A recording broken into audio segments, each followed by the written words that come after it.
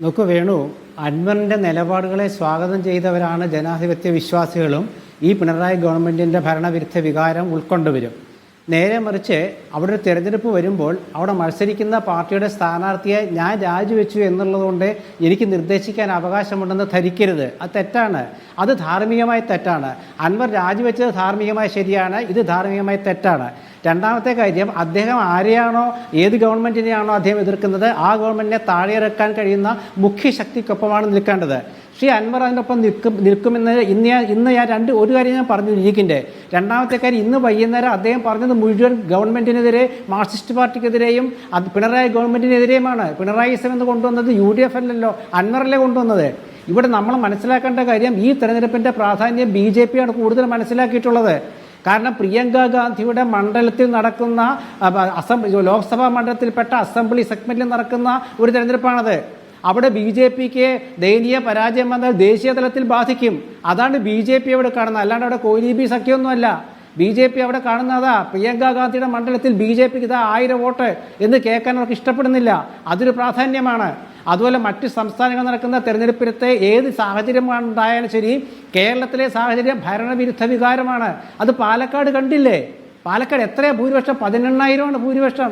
എൻ്റെ പ്രിയ സുഹൃത്ത് സമ്പത്ത് ഇപ്പോഴും പറയുന്നത് LDF ജയിക്കുമെന്ന് പറഞ്ഞ അദ്ദേഹത്തോട് ഞാൻ ചോദിച്ചത് എന്താ സ്ഥാനാർത്ഥിയെ പ്രഖ്യാപിക്കാത്തെന്ന് ചോദിക്കാൻ കാരണം, എന്തിനാണ് UDFൻ്റെ സ്ഥാനാർത്ഥിയെ പ്രഖ്യാപിക്കുന്നവർ കാത്തിരിക്കുന്നത്?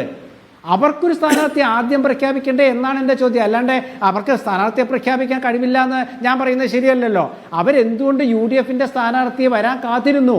അത് പാലക്കാട് കണ്ടു അത് നമ്മൾ കോട്ടയത്ത് കണ്ടില്ലേ, പുതുപ്പള്ളി കണ്ടില്ലേ? അവിടെ ഒരു കോൺഗ്രസ് നേതാവിനോട്, യൂത്ത് കോൺഗ്രസ് നേതാവ് പോയി ചോദിച്ചില്ലേ സ്ഥാനാർത്ഥിയാകാൻ പറ്റുമോ?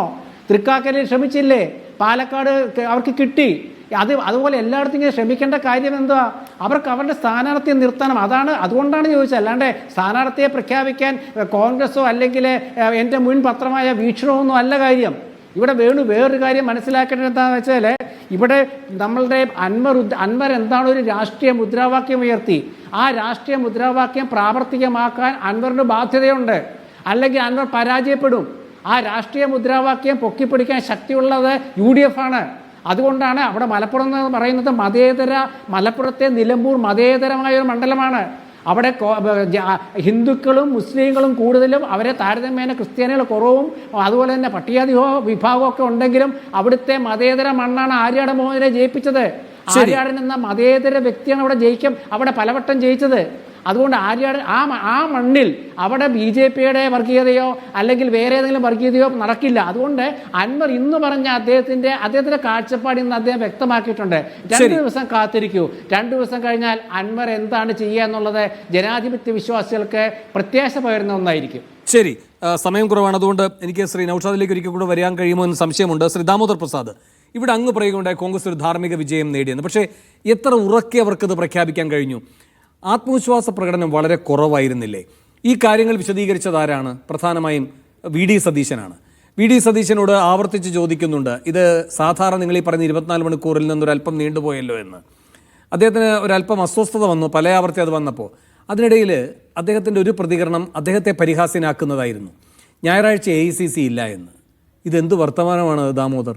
ഒരു രാഷ്ട്രീയ പ്രസ്ഥാനമാണ്. കേരളത്തിലെ BJPയെ രാജ്യത്ത് നേരിടുന്ന പ്രതിപക്ഷ പ്രസ്ഥാനത്തിൻ്റെ കേരളത്തിലെ പ്രതിപക്ഷ നേതാവ് പറയുകയാണ് AICCക്ക് ഞായറാഴ്ച അവധിയാണ് എന്ന്. അതുകൊണ്ടാണ് ഇങ്ങനെ നീണ്ടുപോയത് എന്ന്.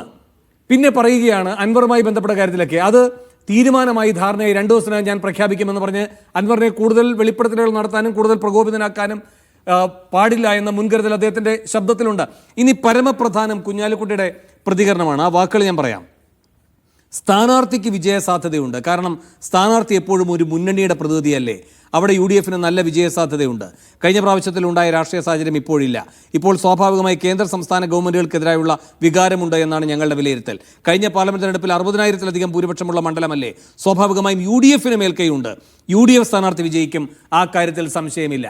ആര്യാടൻ ഷൗക്കത്ത് എന്ന് പറഞ്ഞൊരു സ്ഥാനാർത്ഥിയെ അവതരിപ്പിക്കാനുള്ള ശക്തി VD സതീശൻ കാട്ടുന്നില്ല. ജോയി അത് പറയുന്നില്ല. എന്തിന്? അവിടെ ഏറ്റവും ബലവത്തായി പിന്തുണ നൽകേണ്ട പ്രധാനപ്പെട്ട രണ്ടാമത്തെ ഘടകകക്ഷിയായ ഈ പറയുന്ന ലീഗിൻ്റെ നേതൃത്വവും അത്ര ശക്തമായത് പറയുന്നില്ല.